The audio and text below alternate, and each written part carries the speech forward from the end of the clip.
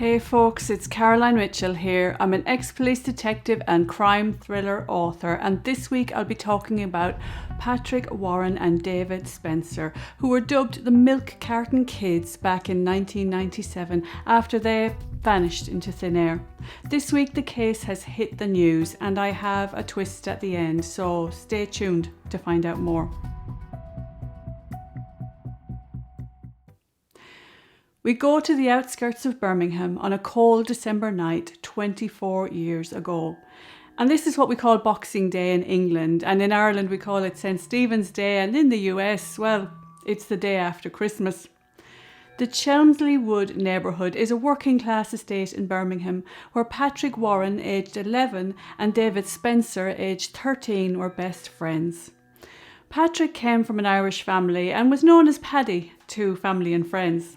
He had 6 siblings, and like many young lads his age, he liked to play football. His favourite food was noodles, and it's said that he used to tease his mum when she lost her temper. He was good friends with David, who had a passion for boxing, and David was what we call a little bit of a scallywag at times, a cheeky chappie who wasn't that fond of authority, but he was said to have been a really nice young lad who was very much loved by his family. The boys, who lived near each other, had been good friends for 6 months, and despite the 2-year gap, they hung around all the time. Having spent Boxing Day playing on the pool table that David got for Christmas, they decided to go outside to ride Patrick's new bike on the roads around Chelmsley Wood. It was a bitterly cold night, and the boys were meant to be back by midnight, but they didn't want to leave each other just yet, so they returned to David's home to tell his mum that they were going to spend the night at Patrick's brother's home, which was just around the corner. But instead of going straight there as they promised, the pair of them went down the hill and crossed the road to the then Shell petrol station, which is now a KFC outlet. Patrick was riding his bike and David was walking alongside him. They got a packet of biscuits from the service station before heading off towards Chelmsley Wood shopping centre. Now, these poor gossans, they knew the area well, and I say gossan because it's an Irish term for boys, which is what they were. It was very late for the pair of them to be out. They were very young, but they did know their neighbours and their families which lived close by. They had each other and they were hardy young lads, and they had no way of knowing how much danger they were in at the time. As they left with biscuits in hand, this was the last time that Patrick and David were seen alive. After the children were reported missing, the local area was searched, along with nearby lakes and mine shafts, and friends and relatives were spoken to. Now, when a missing person is first reported, it's classed as what we call in the police a misper, and they're graded by uniformed officers in terms of risk. People have asked on other true crime videos why the police refer to the kids as being streetwise when it came to their disappearance, because they felt that it hampered the investigation. People felt that their disappearance wasn't taken seriously at the time. Well, this is because in the UK, thousands of children are reported missing every single day. And most of these are classed as streetwise kids who know the way around the local area. And in the vast majority of cases, they come home safe and sound. I've worked on many mispers in my time in the police. And the reason for this grading is that the police can then prioritise their response. Now, this doesn't mean that these kids were any less important. It just means that when you're getting lots and lots of calls every day, but you only have a few police officers to respond to them, then you have no choice but to prioritise how it's dealt with. So say, for example, if a vulnerable old person goes missing from a dementia home in their pyjamas in a freezing cold night, they would have to be prioritised as high risk, whereas a couple of young lads who have each other for company and aren't averse to being outside playing late at night could be classed as medium or low. In an ideal world, we would have resources to deal with everything that comes in, but sadly this isn't the case. Regardless though, you have to look at their ages, and these were very young boys, and an officer certainly would have attended the family's home, filled out a series of forms, taken full details and searched their houses. I mean, I don't know what the grading was myself, and I'd have to know an awful lot more before I could hazard a guess, but I would say medium to high risk. You wouldn't think it, but many times kids have actually been found hiding in their own homes. But sadly, this wasn't the case, as in these young lads, and the police would have asked questions like what they were wearing, what they last ate, who they were friends with. Now, I had a family member ask me once why we needed to know what the child last ate, and I didn't have the heart to tell them that it was in case there was an autopsy carried out later and their stomach contents would be noted to assist with the identification if it came to it. Thankfully, in the case I dealt with, the child returned home safe and well. It's so rare for two people to go missing like this at the same time and fall into danger, and it really does remind me of the case of Holly and Jessica, a very sad incident of child abduction that happened in broad daylight here in the UK. Anyway, things took a turn when Patrick's new Apollo laser bike was found abandoned behind the petrol station, but it's said that police didn't connect it as belonging to Patrick straight away. I knew from the first day they went missing that something happened to them, said Mrs. Harvey, a local from the neighbourhood. David was such a loving child, that's why I knew something was wrong when he went missing and he wouldn't have left his mum. A few days after the boys went missing, there was another tragic event when 17-year-old Nicola Dixon was raped and murdered in Sutton Coldfield, just 7 miles away from Chelmsley Wood. And this was believed to have been an unrelated event which received a lot of police attention and used a lot of police resources at the time.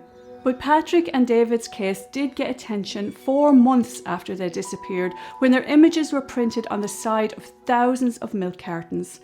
And this was due to a campaign by the National Missing Persons Helpline, and the pair became known as the Milk Carton Kids because of it.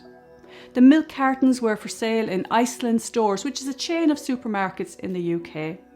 They were the first missing school children in England to be featured in this way, and they were also featured in a nationwide radio and TV campaign called The Search, which was hosted by Nick Ross, and that show's aim was to reunite missing people with their families. Things were much harder back then. You have to remember, we didn't have social media or Facebook shares or Instagram, and if a case didn't get press attention, it quickly petered out. And I can't imagine how frustrating it must have been for the families as they appealed to the public for help. There were some reported sightings, but the lads were never found. And this was also back before the sex offenders register, so little did the boys' parents know that a wolf in sheep's clothing was living in their neighbourhood. Brian Field, a former Royal Marine, was a prolific sex offender, and he had been jailed 3 times for targeting young boys all over Britain before the Milk Carton Kids went missing in 1996, including a 4-year sentence for abducting 2 youngsters in Shropshire. The court heard how he offered those victims a lift, then threatened them and forced them to remove their clothes. They escaped by opening a passenger door and jumping out of a moving car. But each time that Field was released from prison, he just slipped back into society, telling people he'd been working abroad. By December 1996, when Patrick and David vanished, he had settled into an area near their homes. 3 years later, he was arrested for drink driving on the Chelmsley Wood estate, and a DNA sample was taken from him and linked to the kidnap, rape and murder of 14-year-old Roy Tuttle in Surrey 30 years earlier in 1968. The files on dozens of other unsolved cases were then reopened after Field, who was then in his 60s, was convicted in 2001 and locked up for life. He was subsequently identified as the prime suspect in the disappearance of the Milk Carton Kids in a review by the West Midlands Police in 2006, which did acknowledge that given how young Patrick and David were, the case should have been given a higher priority and treated more seriously than a missing persons inquiry. Now, just before I made this video, it has been reported that the remains which could belong to Patrick and David were discovered buried several feet under the ground by the driver of a digger working on the site of Jaguar Land Rover's New Midlands plant near Birmingham International Airport. There is every chance it's going to be Patrick and David, said retired Detective Chief Inspector Mike Treble. He is one of the lead officers on the cold case investigation. He said it was in the right vicinity, close to where they were searching before.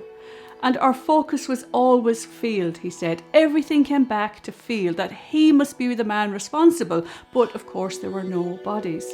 Now, Field, who is now in his 80s, he is serving life in Full Sutton Prison near York. He was brought to the Midlands for questioning by the cold case team, and he denied any involvement in Patrick and David's sudden disappearance.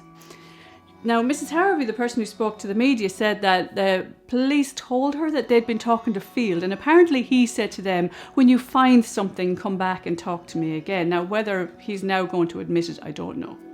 So Field has travelled all over before he was prosecuted, leaving a string of sexual offences and devastated families in his wake. But the residents of Chelmsley Wood Estate didn't have a clue who they were mixing with. Field, whose second marriage had just ended in divorce, was a regular at the old colonial pub in Solihull, which he visited 2 or 3 times a week for quizzes and to play chess. The old colonial in Damson Lane has now been closed, but it was near to the spot of the remains where the 2 boys have allegedly been found, and where Field also worked as a handyman and gardener.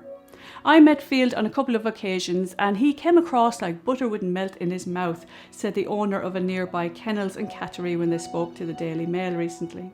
This is very close to where they searched, just along the lane really. They said, "I remember the boys going missing so well, and I just hope that if it's them, this will bring some closure to the families." The site where the human remains has been found is adjacent to land where Field was employed as a labourer and gardener at the time that the boys went missing. "If it is Paddy and David, then I'm just glad to be able to lay them to rest," said David's mother, Christine Harvey, who spoke to the Mail earlier this week. She still lives in the 3-bedroom house on the estate where David spent his life. "Hopefully we can bury them together," she said. "Have a double funeral." And, I've seen this before in missing persons cases, parents who just won't move home in the hope that their child will one day return and knock on their door. Twice widowed Mrs. Harvey was apparently too emotional to speak to the officers when they turned up at her door to break the news of the discovery of the remains. So they spoke to David's brother, who also lives there, and she later said to the press, "I wasn't capable of speaking to them myself." She said, "They told my son that it would be a few weeks before we know for certain that the bones belonged to our son. But it was said at the time that police strongly believed that they came from the 2 young boys, but that it would take weeks for forensic and archaeological analysis test results to come through." Now, a former detective on the cold case review also said that the initial handling of the boys' case was wrong and that they had been treated as a couple of tearaways and their disappearance wasn't, treated as seriously as it should have been. Patrick's mother, Bridget Warren, suffered from depression after her son went missing, and she died from cancer 5 years ago without knowing what happened to him. Christine Harvey, David's mother, received psychiatric help since she lost her son. Now, would you believe that just as I was about to record this video, I checked online to see if there'd been any updates, and I found the following news. It said that police who investigated the remains have now said that they predate Patrick and David and the time of them going missing. So it's now thought that the bones could belong to younger children, and they're not linking them to any other criminal investigation. A spokesman for the West Midland Police are reported to have said the bones on the land off Damson Parkway on the 4th of November are now not thought to be those of David Spencer and Patrick Warren, who went missing on Boxing Day in 1996. They said that various scientific tests are required to establish exactly how long the remains have been there, which will take several weeks, but the bones aren't believed to be of the boys' age, and they are not currently linking them to any other existing criminal investigation. It's said that the families had even begun planning their funerals, and I do hope they find closure soon. Well, thank you so much for tuning in. I know this has been a harrowing case, but as I've said in previous videos, policing has improved so much in the past decade. Forensic analysis come on in leaps and bounds, and police protection teams work so hard to keep sex offenders at bay. So please don't let it play on your mind. Now, next week I'll be covering a bizarre case that you won't want to miss. So don't forget to subscribe and give me a little like if you found value in my comment. It is hugely appreciated. Thanks a million, guys, for your support. It really means a lot to me. And until next time, bye bye.